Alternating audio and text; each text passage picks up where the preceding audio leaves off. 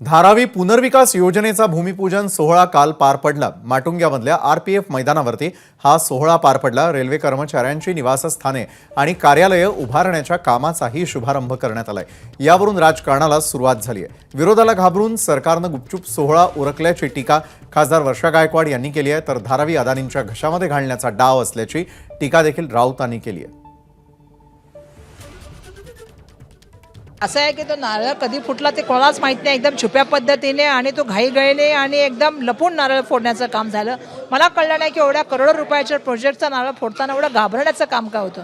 अडाणी पुनर्वसन प्रकल्पाला विरोध आहे। हा धारावी पुनर्वसन प्रकल्प नाही आहे, हा नरेंद्र मोदींचे लाडके मित्र गौतम अडाणी यांचा पुनर्वसन प्रकल्प आहे। संपूर्ण देशच त्यांना दिलेला आहे। इथे जमीन मोकळी दिसली का तिथे अडाणीचा बोर्ड लागतो, पण धारावी हा नुसता जमिनीचा तुकडा नाही आहे, ही मुंबईसाठी अत्यंत महत्त्वाचा असा भूखंड आहे। तो लाखो लोकांच्या घराचा रोजगाराचा प्रश्न तिथे निर्माण झालेला आणि धारावीच्या निमित्तानं संपूर्ण मुंबई अडाणीच्या घशात घालण्याचा हा डाव आहे। एबीपी माझा, उघडा डोळे बघा नीट।